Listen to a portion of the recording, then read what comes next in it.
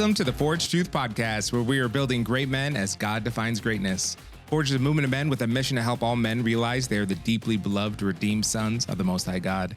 I'm your producer, Zach, and I'm here to discuss the issues that affect men the most with Dr. Pete Allenson, lifelong pastor and leader of Forge. Fortunately, Jason is on vacation, so he can't join us today. But Pete, welcome to the show. Good to be here. Absolutely. In the studio today, we have two guests, and it's actually a treat for us because it's a father and son. We have Creston and Hunter Leifried. Welcome to the show, guys. Hey, thanks. Appreciate you having us. Glad you're here. Glad to be here. This might be your first Forge mistake. No, I can guarantee you this won't be a mistake, but it wouldn't have been my first one. This is going to be a fun episode because Creston is a long-term Forge man, right? You were there from the beginning, am I right? Day one, Forge right? founder, man. Yeah. Forge founder, yeah. Which is fantastic. And we have a son, Hunter, who recently graduated high school. Do I have that right? Yes, sir.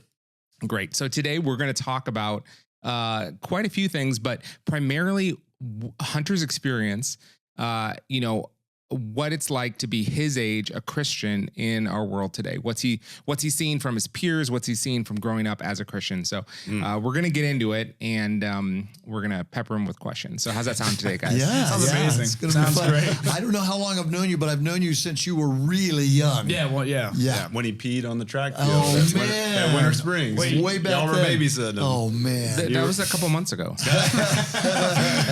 I do remember that. Oh, yeah. Everybody man. remembers that. I still get texts about it. Remember that time we babysat your son and potty training was difficult? Yeah, right? I was a granola boy. He's a I real went man. around. He's a real man. He Yeah, just yeah, we'll likes call to it- find a tree. There Or it a- is. Or tractor. Or AstroTurf. Or a truck door. Oh, man, youth potty training. Remember those days? That's awesome. Anyway, we go back a long way. Oh, yes, we do. And you're now 6-something and a big old dude. 6'6" on the podcast. 6'6". Yeah. Whoa. Oh, so we can say anything on the podcast. Oh, this Okay. is really getting good. There it is. All right. So Hunter, how old are you? I'm 18. Great. And you newly graduated from high school? Yes, sir. Awesome. What's the plan? So I have my own business I started. I do land clearing. So I'm going to do that this summer. I'm working with another guy who does landscaping, kind of bouncing back and forth between that. I'm going to get an insurance salesman internship. And then I'm going to Seminole State to get my GC license to be a part of Dad's company at someday, Lord willing. And then, yeah, that's kind of my plan so far. So That's great.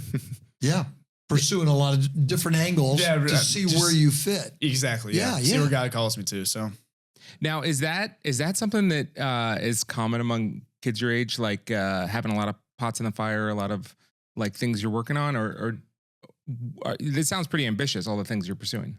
yes, I have a lot of goals in my life, of course, but I mean, from my school, I definitely have seen a turn more towards the trades and not going to college, but there's the majority of people out there are still chasing college and just dead set on getting to that one school, chasing a degree that they'll probably never use. So, I mean, that's what I've mostly seen from my peers.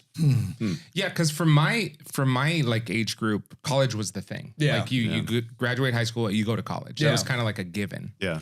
Yeah, it's still like that now. It's people don't really have a lot to back it up with. It's just like, why are you going to college? And it's just kind of what you do. That's kind of like, that's what I've seen mostly with It is kids kind my of age. crazy when you think about the college experience. I mean, we're talking about ambition and talking about these kids that are in high school, and it's like it's the natural next thing that the world tells you to go do, or even parents, and all probably intentions in the right place. But when you talk to some of these kids, and we've talked to some of your friends and buddies, there's just why? What do you want to go do? Well, and they have to have this college experience. And Yeah. think about this. You throw a bunch of 18-year-olds into a ring, and it's like, y'all make good decisions and try not to have any baggage when you come out. And these big colleges are like, I mean, it's not nothing, but there's a lot of bad stuff that goes down at college. Like I've just from people I've talked with who go to college and then things I've heard. And then I'm really passionate, like, especially as Christians, like, it's just, why would you put yourself in that much temptation? Because it's just, you're getting thrown to like everything. You get everything to you at once, So it's just Do you want to be more specific? Like what? What do you get thrown into? Speaking to the mic. yeah, it's a lot of temptation in college. And so that's why I'm going to Seminole State just for I just need the degree. That's all I need. That's my goal. I need to get that degree and then start working and get my life together, So, but that's not most people's stories. Probably in America, the whole college thing really hit much bigger historically after World War II, where it became the much more standard thing that baby boomers went to college as a segue into adult life. However, this goes way back even into the 1700s or early on, where, going away to college, you're away from home, you have more freedom than you ever had, and more temptations than you ever had too. So that goes way back a long way. Yeah. But Yeah, absolutely. Okay. So when did you become a Christian? I've always been a Christian, but I say this year is when I truly took my faith personally and rededicated my life to Christ. That's awesome. Tell me more about that. Oh, so, my dad and my mom, they've always raised me to be, they've always raised me to be a godly man and teach me to be a leader and just how to keep Christ the center of my life. I remember dad reading Bible verses with me and my sister, and when I was little, almost every night. And so I always had that a part of my life. And then I got to my master's academy, the school I graduated from, and so that was the biggest test of my faith, was just being around people who are not truly chasing Jesus. And I started realizing not everyone has the best intentions for me and don't want the best for me, and that was a wake up call for me. That was a huge wake up call for me. So I started having to start taking things a little more seriously. I take myself and my reputation and a lot of that seriously. And so started making my way through high school, and I was really, really insecure. I really did hate myself, just for a lot of reasons. It was just natural insecurities, of course, and then I was just trying to be funny. I wanted to be popular, and I did that up until really Christmas break of this year. I started talking with my parents about my life and future and how fast all that's starting to come up to. And I'm I need to get serious about work and on a better schedule. And I started waking up at 4 a.m. before school to, add some more balance to my life. And I'm why not start reading the Bible? And so I started reading the Bible this year, and it was that was the biggest life-changing thing ever. I was very quickly after that, I saw the fulfillment in Jesus, and everything. I searched for a lot of places for fulfillment, and that was the gym, search for my wife, and just a lot of other things. And I found peace and a true, genuine love through Christ in that journey with that. And then my dad baptized me, I think a month ago. Yeah. About a month ago along with my other buddies. So it's been really cool. It's been a really cool journey. that's great. So that really was you drew a line in the sand, even though you never didn't believe, because I've known you all your life. You were raised in a Christian home, 100%, yeah. And you had that faith, but you really took what was your parents' faith and you made it yours. Exactly. Which is really the journey that every young person raised in the church has to make. They have to make it their own. Yes. And when their parents see that, it's an awesome experience. It was incredible. There's a part of me selfishly that was like, wait a minute, we did this. You've been baptized before, you are a Christian.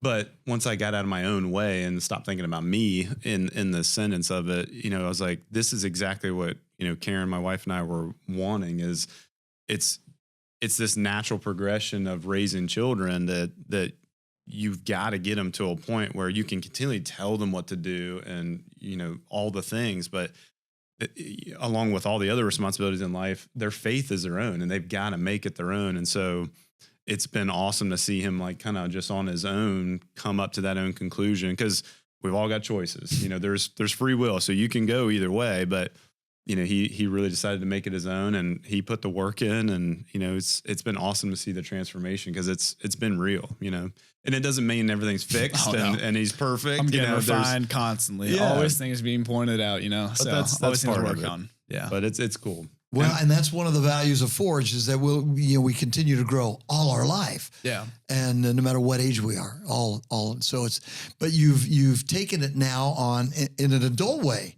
And that's what has to happen. That's what we want our kids to do. Absolutely. You're a young man now, and you're taking your faith seriously. Yes. That's great. That's awesome. Yeah. There's kind of this idea that your generation has been stepping away from the church, right? It's like maybe the least religious, like believing generation. Yeah. What's your perception of that? So I totally agree. What I've seen is a lot of there's probably some term for it. It's Christians they claim to be Christians, but their life shows completely different. And that's a lot what I've seen. There's a lot of people wanting a God, wanting to chase something, and there's a higher power, but their life, like, they're not serious about it.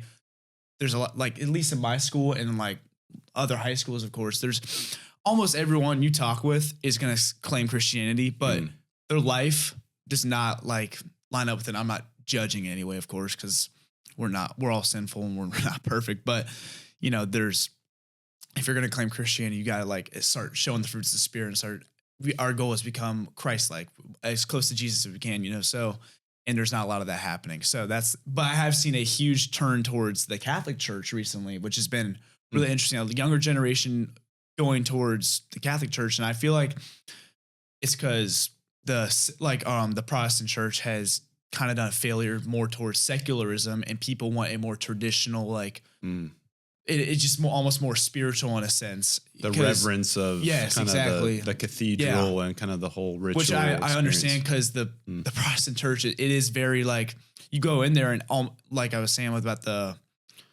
lukewarm Christians, it's like most of those churches are full of that. And so like you could walk into there and then the worship is kind of about yourself, and it's not really centered around Jesus. And like, let's go try out the traditional, like where it started, you know? And so I have seen a huge turn towards that in my generation. That's interesting. Yeah. Yeah. And the stats sort of bear that out. So why would you say that those people your age who are in a Christian school are not really syncing up with their faith? I can't really speak for everyone, you know, but I mean, not. I don't think I think it's a lack of understanding of how serious it is. And like, it comes down to like the 5 marks of manhood, like your identity, purpose, character. Like they don't know where that identity is. And so if you don't know where your identity is, like you don't have a purpose. And so if you don't have a purpose, if you don't know what your purpose is, you're going to go do whatever you want, you know? And so I think there's a lack of purpose. And that's also one of the biggest things that changed in me was my purpose. And that is to go making disciples and try to become more Christ-like. And so I think that is the root of that. They don't know what to do and they're not taking it seriously. So fascinating. Yeah. And ironically, I mean, the school, phenomenal school. So I mean, we're not saying anything negative about the school. The staff and administration is incredible. It's a school full of kids, you know? So, I mean, you're going to have this at any high school. I think something that's interesting is, and it's just the world.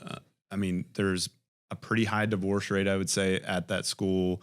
And then a lot of people send their kids there because it is a Christian school, to maybe for just the education part of it, or it's just a good school, or, you know, so there's a chance that, you know, it's going to have the name or the accreditation behind it for the college experience or whatever to get that thing. But, you know, the faith side of it isn't really taken as seriously. And I think some of that could be even with your peers too, of like, you're more mandated to do these chapels and Bible class. And so when it's something that's kind of made, you know, you can take it for granted and it's like, it's another class. But you go to other, you know, public schools and they've got super involved FCAs and Young Lifes and different, you know, Christian groups that are a part of the school that, you know, they take it even more seriously in those smaller groups. So, yeah, I agree with you with the Bible class and all that stuff. It's a great concept, but the way they go about it, I mean, personally for me too, I don't want to do the homework for it, because it's like, it's another class, another task. And so when you make it another task, it makes you something that you don't want to do. And the stuff we're learning is not the stuff that stuff you learn like more down the road as you like, okay, I take my faith seriously. Like, this is cool, like history and like how to evangelize to other religions and learn about other religions. And like, at least in my school, a lot of it was just learning about other religions solely. And it was hard to take stuff away, especially as people who are not strong on their faith yet. You know, it's like, why would I learn about this when I don't even know about my own faith yet? So that also makes it a lot more challenging, because it's kind of backwards. So It raises really the issue of that a lot of times parents, of course, want their children to be in a good context as they grow up, but it begs the reality, begs the question, can a Christian school or is a Christian school the silver bullet to raise my kid into becoming a godly Christian adult? And so it's not. And really, there is no silver bullet. There's no silver bullet. It's us. It's the men of the home, and that's where it goes. That's exactly right. And that's a really important caution, I think, for us to emphasize here, and that it was your experience as well, that it's good and probably better than many secular environments. 100%. Better, way better. But it never could take the place of mom and dad developing their kids. But it's the world. I mean, so like that's just a small petri dish of like what you're going to step out into the world. So you're going to be surrounded by all the same things that you were in high school. It just compounds into some bigger and more complex things in the world. So it does prepare you. Yeah. From your perspective, what are ways that people in your generation could most effectively be reached for the gospel? So, that's a good question. Yeah. So if people, we want to reach this generation, and we want them to have genuine faith and not legalism and not like a watered down faith like you talked about. Like what do you think would work or move the needle or actually speak to your generation?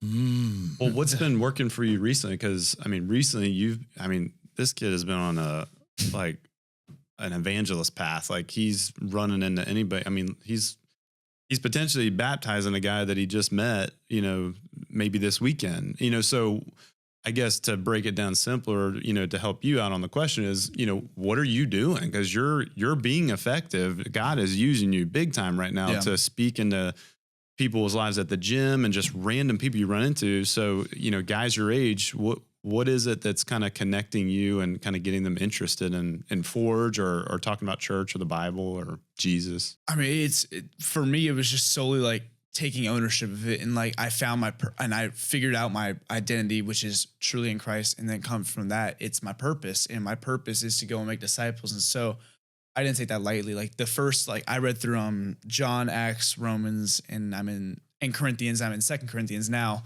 Good. And so the first message I learned that kept popping up was boldness and being bold in your faith. I kept watching disciples be bold and like they're dying for their faith, they're getting stoned. And it's a brutal death. And I'm like, okay, so if they're going to go out and do that, why am I going to be afraid? I'm not going to get stoned for like spreading the gospel. Like, why would I be afraid for someone to just say no or make fun of me? So I'm like, I need to start being obedient in that way. And so I started if I got that feeling, I started getting the feeling like, I need to go talk to this person. And so now I try to take almost every opportunity I get with any person, like just to incorporate a little nugget of my faith, just to like start, speaking with someone. But that was just what stemmed from that, or like where that rooted from was just personally me taking ownership of that. And so that's not really much help, I guess, for reaching another generation, because it's just kind of a discipline thing, But you're doing it. You're energized to do it. I love it. Yeah. And it tapped into a sense, it sounds like it tapped into your sense of, I'm a man now. And this is what a Christian man does. Yes. We make disciples. 100%. So step out and do that and be bold. Yeah. That's what I'm called to do. So, yeah. And no doubt you had that encouragement to be bold in your family, I mean, that and not to shut up. No, we're pretty shy. Yeah. Come on. No, there it is. Yeah. So would you say authenticity, like, like talking amongst your peers, to Zach's question, being authentic and just real with your faith and not trying to put on some persona of like, look at me, I'm so perfect, you should come do what I'm doing. Yeah. Like just being real, going, oh, well, I know Hunter and I know he ain't perfect and he's got some flaws and things, but he's doing something differently that is attractive, that I want to understand what he's doing because I want some, because that's how it got me, it was like, I don't know what that guy has, but I need some of that because I'm missing something. You think any of that? Yeah. So, I mean, I don't want to sound self-righteous or anything. I'm just going to talk about like a little bit that I did before I started chasing Jesus. And I've always been very open. I don't want to, that's not coming from a bragging standpoint, but I've always been like You're vulnerable. You'll share anything. I'll share everything, every mistake I've done with, like, if I just met you, I would do that with you. You're an open book. I'm an open book. And so even through like high school, freshman, sophomore, junior year, like people would just come up to me in my grade and just, or not even my grade, like other grades, and just like start talking to me, and everyone I've talked with has always usually been really open about their life, like, and naturally opened up. And I feel that's due to me being open about my life, you know, like if I'm going to be open, it just kind of sets a, like, oh, wow, he's doing this, so I can do that too. It's a safe space to talk about. So that's always one thing I've tried to do, is like try to emphasize is how much of a sinner I am, you know, and talk about my struggles and things I've been through. So it makes a safe space for other people to open up about that, because most people don't have stuff to talk to like that. So I always try to be that person for someone else, you know. That's great. Relatable. Exactly. Relatable. And move it into people's lives. And a lot of times we don't think that men are supposed to do that, but I think we are. Yeah. I think that's the example of the apostles and the disciples. We could do that. We could use our strength and warmth and the grace that we have to move into other people's lives and be honest. I think it's easy for people to forget that people don't become Christians because you won an argument and out logicked them. Right. You know, That's right. It's through relationship and connection. And that's what works. I mean, you can't apologetics your way into like getting everyone to believe. That's right. Yeah. A person convinced against his will is of the same opinion still. You can't, it's a spiritual thing. But what you're saying is that, and a lot of times we who are the older generation, we think, how can we reach the younger generation? Well, number one, dads, be good parents. Dads and moms, be great parents. Raise your kids in the nurture and admonition of the Lord. But really, your example is that when the next generation catches it and talks to their own generation, it's powerful. Yes. And probably the most powerful evangelists are people of the same generation. Yeah. You know? Yeah. Probably. I mean, we could make an argument for that. Yeah. And so you're doing it. That's great. I'm trying. But I think the biggest thing is being bold. You know, you got to take a step, but then as men, I think a lot of times we can, we're fixers. So it's like, I got to do this, or it didn't work, or it's my job to convert you. And it's like, no, don't forget the Holy Spirit's at work here too. Like, your job is just to be bold, obedient, faithful, and then let him do that. Like, plant the seed. And it might be years down the road before someone else comes on, waters it, and it blossoms and blooms. So I think in that boldness and obedience, that's the first step. And that, when you break it down a little more simply, it's like, well, that's not so bad. Like, that's a little easier to obtain than, going through apologetics and trying to, go through old theology with somebody and convince them the Bible is real. That's right. That's right. So you're kind of illustrating that whatever young man really, and I remember when I was your age, I was wrestling with the same things. Who am I? Why am I here? What am I supposed to do? These are the questions that young men ought to be asking. And when you get an answer to that, it's exciting. When the gospel sets you free in those things, it's exciting. It's a much better way to start your life and live your life. And a lot of guys around us don't have that. So continue to keep doing that, right? Yeah, and I guess we would say everybody follow, Hunter's example. If you're that age, get out there, talk it up and do that, because we need that more and more. Oh, yeah. Okay, now it's a common thing for older generations to complain about younger generations, right? Oh, they don't do this. They don't like to do this, blah, blah, blah. Can you brag about your peers right now, your generation? What are you guys good at? Like, what do you bring to the table that maybe the older generations don't? This is interesting. I'm excited to hear this answer. It's a hard question. Because every generation makes their own mistakes. Yeah, of course. And then they respond to the generation before them, and they try to like make the opposite mistakes. And so, what do you see you guys as trying to like correct for and moving into the future?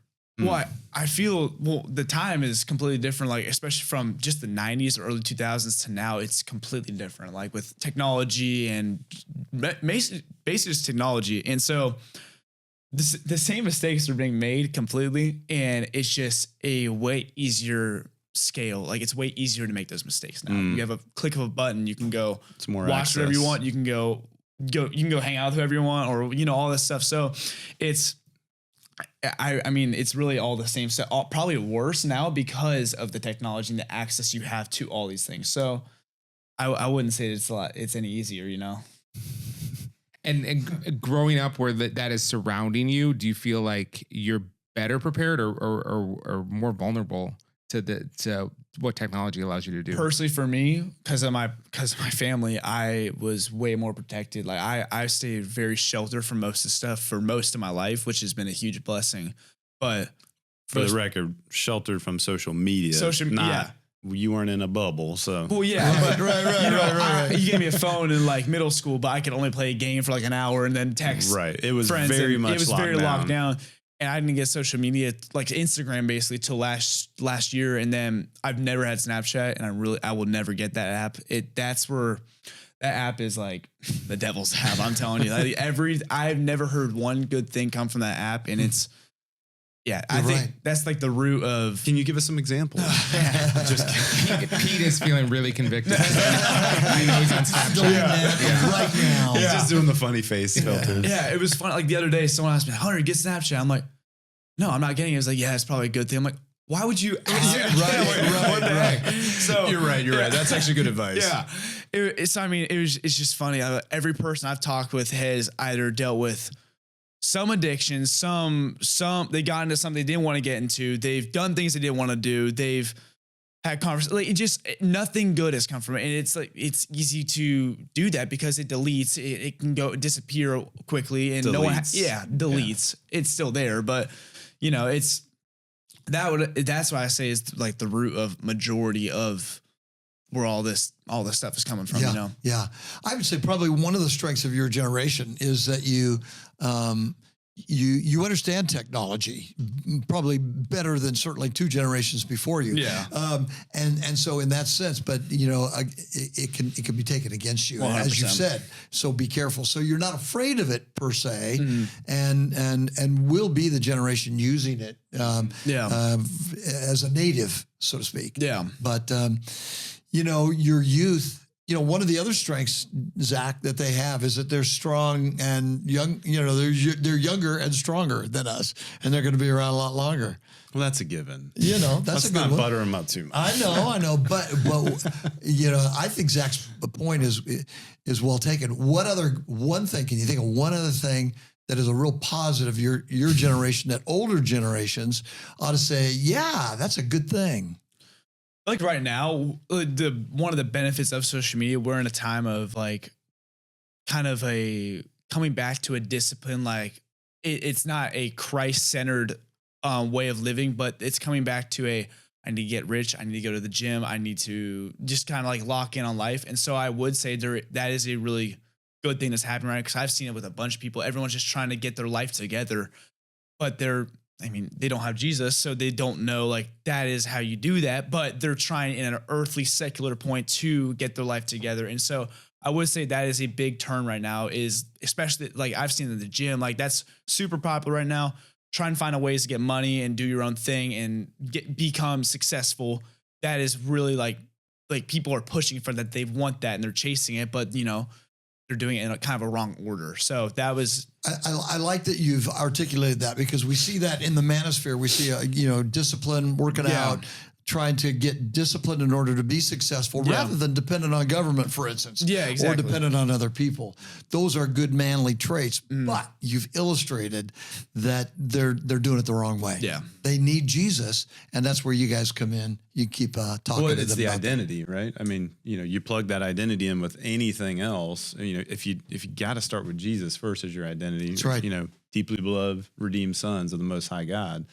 Then from there you can find, you know, success or influence or whatever. But I mean, if you're plugging that in with, I'm going to be a fitness star, or I'm going to be an influencer, I mean, and you're being inundated with all of this. This is what life and success is. And majority of it's fake. You know, it's all made up.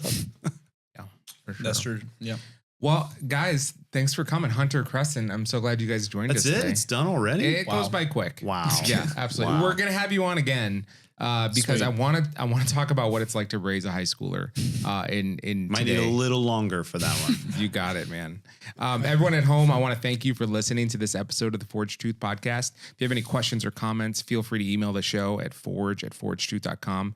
And if you're interested in the Forge movement, you can find out more about us at forgetruth.com. Pete, do you want to leave a challenge for our men listening today? Well, men, it's great to have both of you here and to call you men. You're no longer a boy. You're a young man. Trying. But Hunter and Creston, I've known you guys both a long time, and how exciting it is to see you where you're at right now. And so the rest of the men out there, I'd say, just take your fathering seriously. How important it is to stay engaged and to keep building all your life until they reach manhood, and then beyond that as well. Amen.